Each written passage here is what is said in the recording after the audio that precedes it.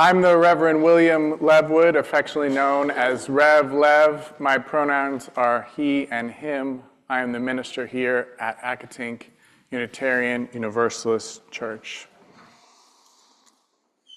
So happy that we are all here this morning. Let us begin as we normally do. Reminder, if you're in person, to silence your phone, and whether you're joining us in person or online, let us take a deep breath together as we center ourselves for worship.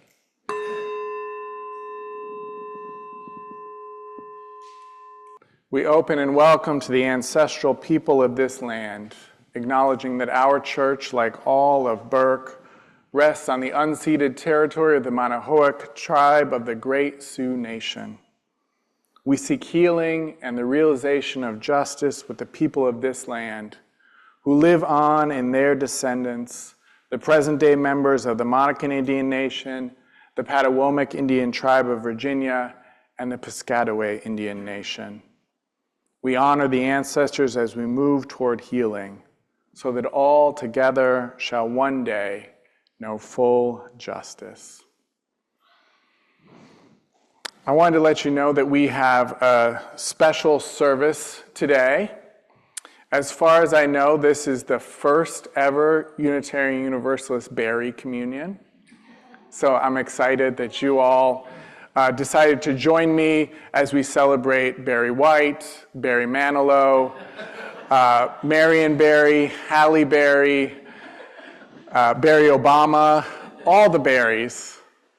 No, that's not what we're doing. We're going to celebrate these kind of berries, and you can see them displayed on our altar in the order in which they fruit here in Virginia. So strawberries come first, and then blueberries, then raspberries, and finally blackberries in late July, early August. So I also want to tell you about what's coming up. So last week I said that we would be meeting that we'd have a watch party online and in person here for the Unitarian Universalist General Assembly's closing worship. I said that would be at 11, but good news, it's going to be at 10. We have a pre-recorded version. I learned that it actually was going to be at 1, which is way different. So thank you, Charlotte, for the tip on that. But we got a pre-recorded version, so just come to the watch party at the normal time, at 10 a.m., or stay home and watch it in your PJs.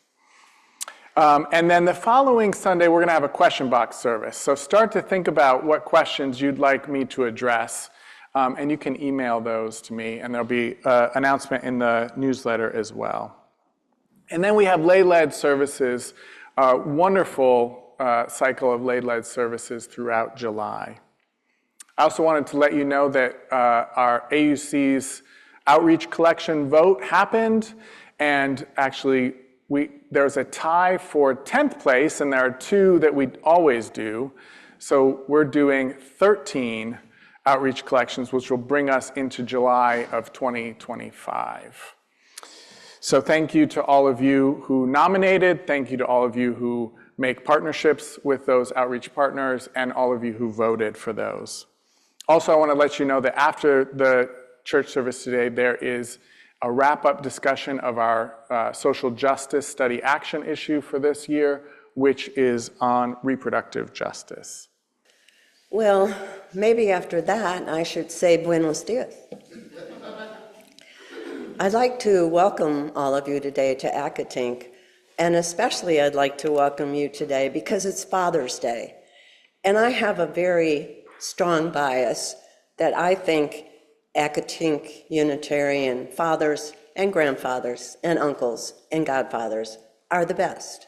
I know it's my bias. I absolutely understand that, and I know there are a lot of great fathers out there everywhere. But it's an important day, and I've always felt that whenever any of the Unitarian men go down and participate in RE, it's especially important because a lot of young kids really don't have enough positive role models. So if you're have ever thought about going down there, even one time, it's a great idea. Let me get off my soapbox here. This congregation is a welcoming and inclusive spiritual home where we inspire each other to live our values. And I love saying our values this way because it's short and sweet and so evocative of what we're about. We say, together we care in community, grow in spirit, and act for justice. Whether you're a longtime member or a newcomer or something in between, we're glad you joined us today. Welcome. Our story today is Berry Song by Michaela Goad.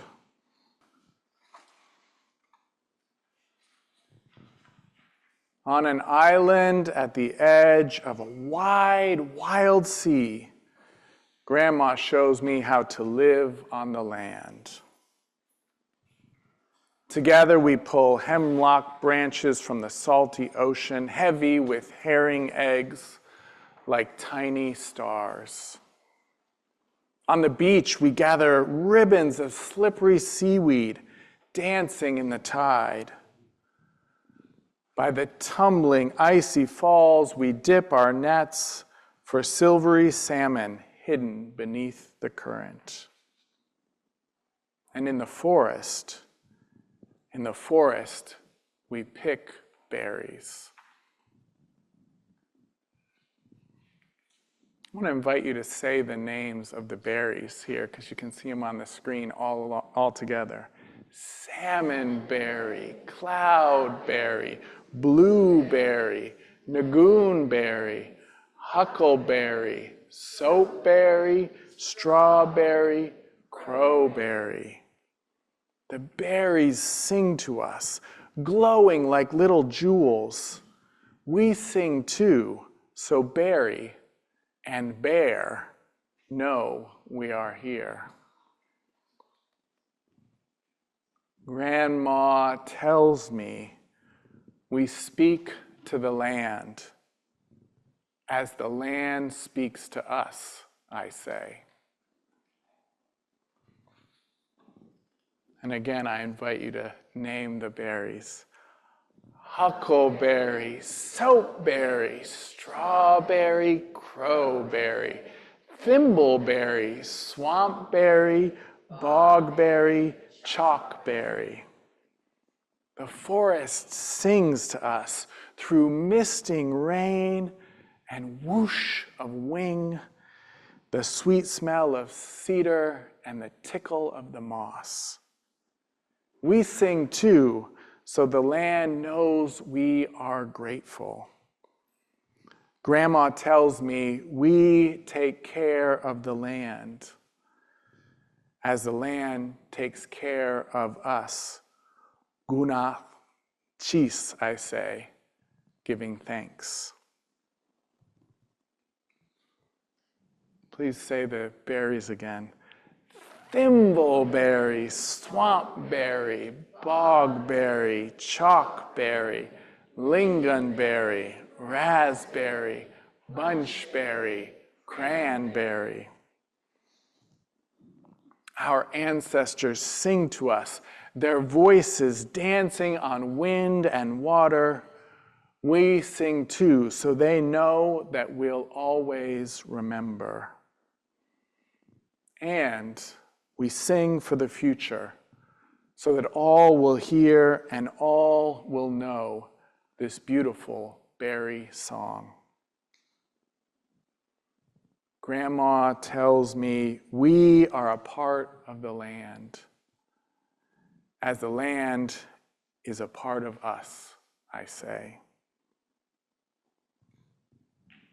The ocean sings to us, rolling ashore like a beating drum. We sing too, so the tides know we are home.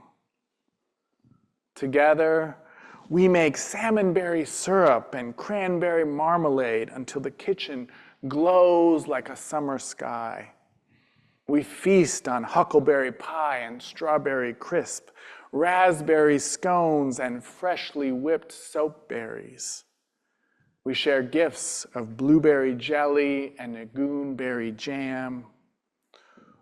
Gunath chish, we say, giving thanks. The nights grow long, edged in frost, as sea fades gently into sky. The forest is resting. The forest is dreaming, waiting for berry song. And so the seasons change.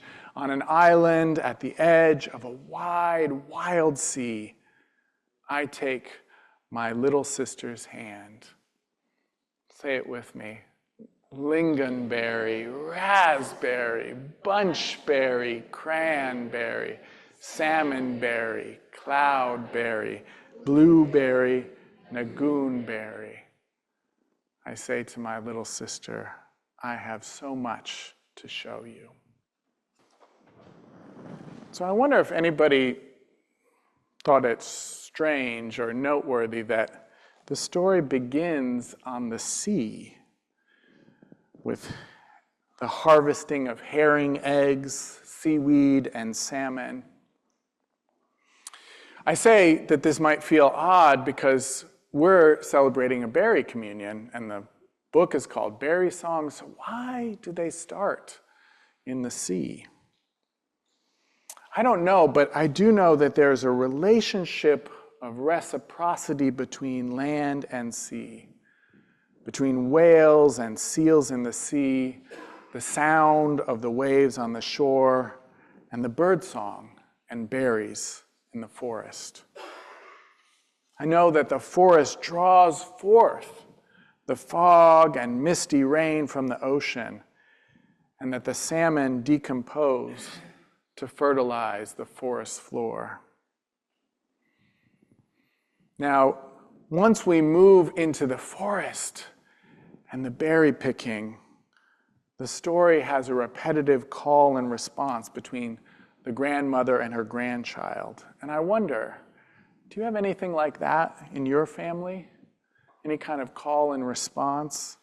A way of marking the connection between the generations, a way of passing on wisdom? We have that in my family, though I'm a little embarrassed it's not quite as profound as the one in the story. When something wise is done, or when we're just on the same page, we say great minds, and whoever else is in the room says think alike. In the story, Grandma says, we speak to the land, and the grandchild responds, what? As the land speaks to us. They speak to the land, singing as they pick berries, marking their connection with the land, sharing their gratitude, receiving wisdom.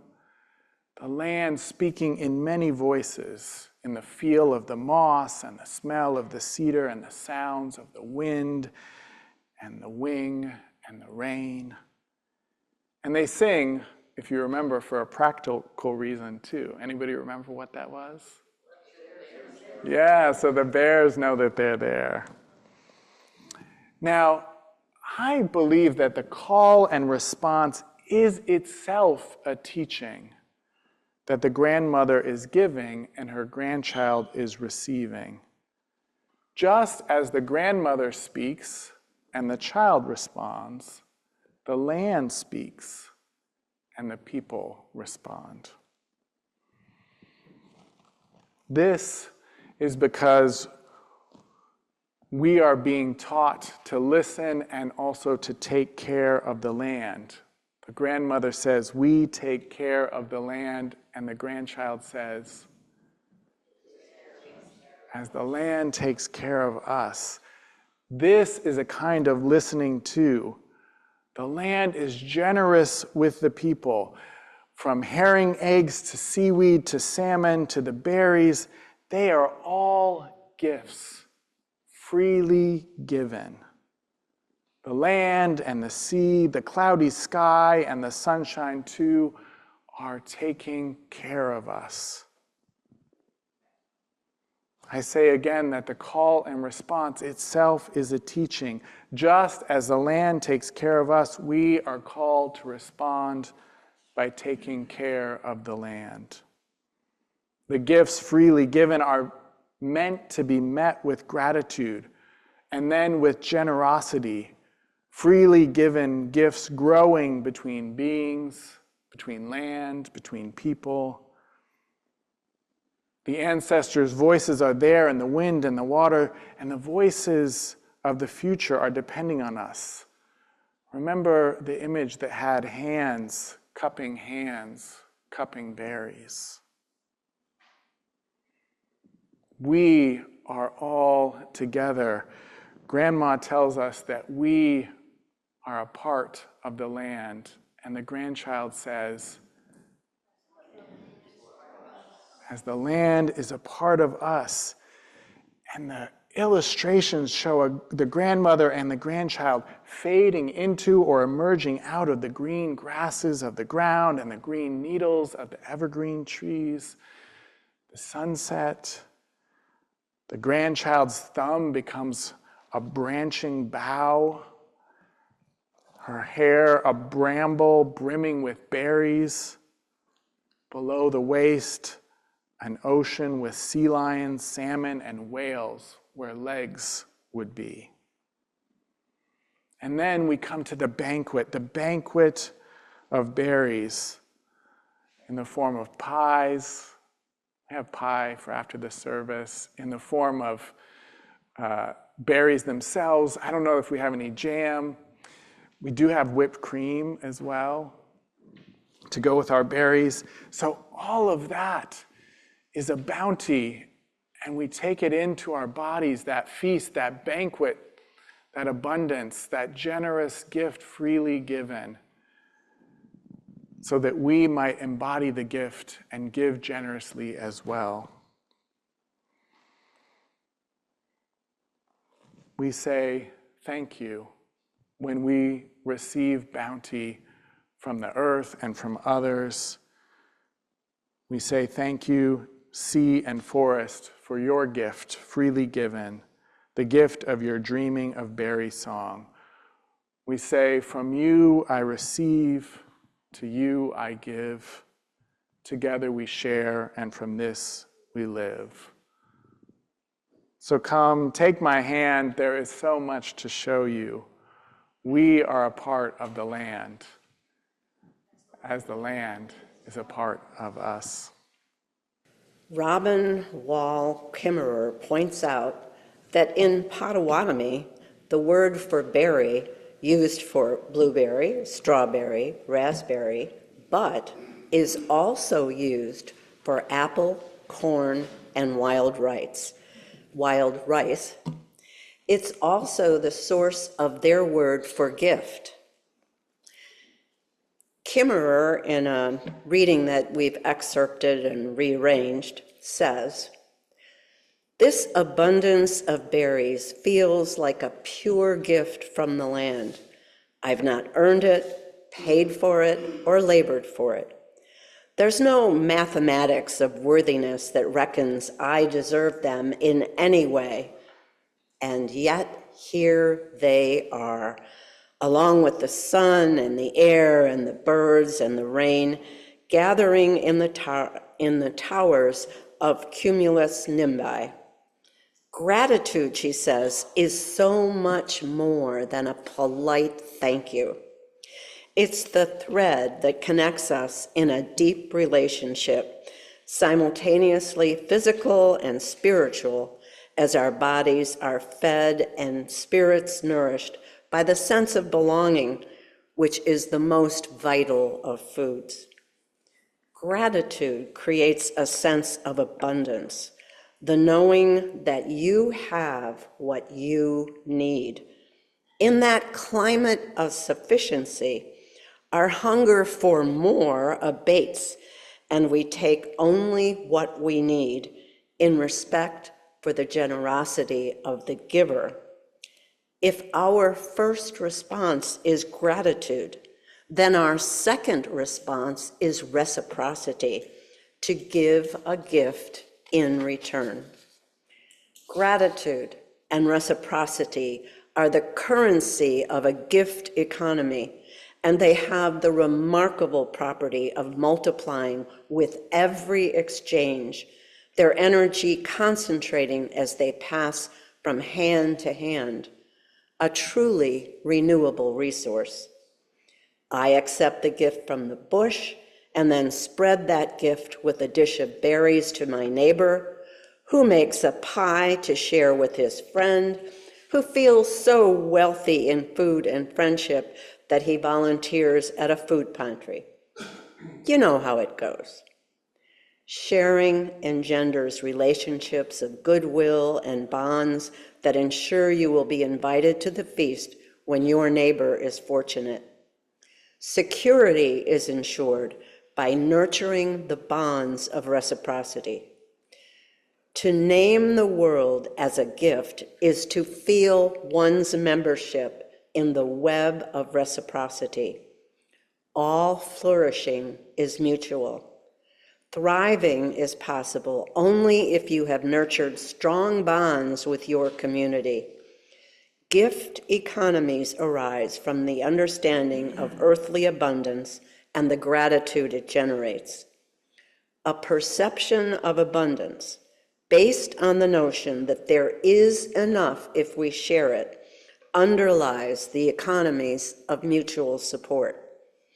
To replenish the possibility of mutual flourishing for birds and berries and people, we need an economy that shares the gifts of the earth, following the lead of our oldest teachers, the plants. It all begins with gratitude, with a gratitude that gives birth to generosity in return.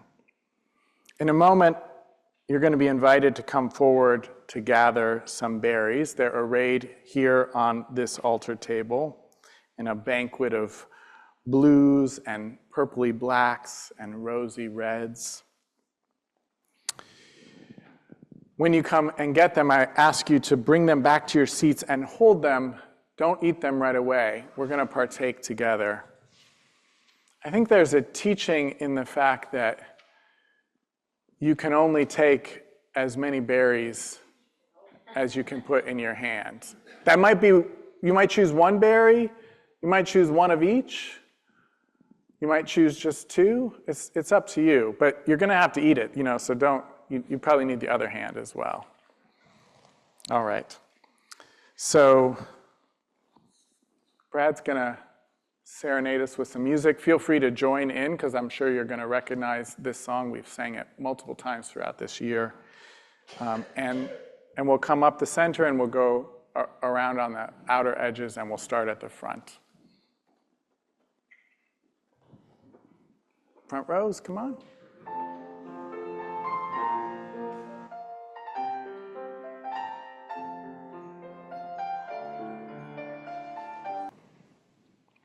Couldn't help but wonder as I watched us gather these berries, if this berry communion was happening in a different community with a different culture, how it might be different. I don't know. I think it would be, though. I have no idea how. I invite you to rise with your berries. Berries are free gifts from the abundant earth. I invite you to notice the color, the texture, maybe even the smell. Don't eat yet, just notice. I invite you also to contemplate the sunshine, the rainwater, the soil that brought these berries into being. Contemplate the human labor that bring berries into our hands.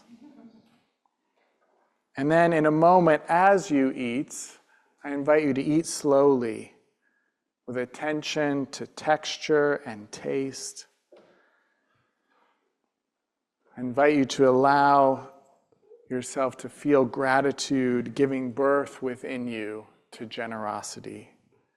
You may eat now. I have to say for myself, when I do a mindful eating practice like that, it's almost too much pleasure. I can hardly stand it. And yet, most often I just gobble down my food, barely tasting it. So as you continue your meditation, I'm going to offer up a prayer. This is adapted from a Thanksgiving Blessed by Naomi King. Spirit of life and love, let us join our hearts in gratitude on this wondrous day where we have the abundance of our lives before us. This day of bounty, may we remember all of those who do not have enough, all of those who are afraid, all who are lonely, all who suffer. May we wish for the abundance of this world to be shared, for fear to become love, for the lonely to feel welcomed, and for the suffering to know rest and joy. For the labors, the love, the care that give us the delights of this and every day, let us offer our gratitude. For the nourishment of our spirit, for the challenges that strengthen us, and for the friends we have on the journey, let us offer our gratitude. For all that is our lives, for these good gifts, let us offer gratitude. May gratitude for our abundance move us to act with compassion for those in need. May it be so, and may we be among those to make it so. Amen, amen, amen, and blessed be. Would you go ahead, stay standing, because I'm going to close the service with these words that have been slightly adapted from what we've been doing for a long time. And Rev Lev promises me that sometimes we'll do his adapted version, and sometimes we'll do the traditional version, and at some point we'll probably vote on it. As we extinguish our chalice, I invite you now to join the adapted words of David Bumbaugh. This church is dedicated to the proposition that by embracing our differences and celebrating our diversity, we honor the unity that makes us one and binds us forever together, in spite of time, death, and the space between the stars. We pause now in silent witness to that unity.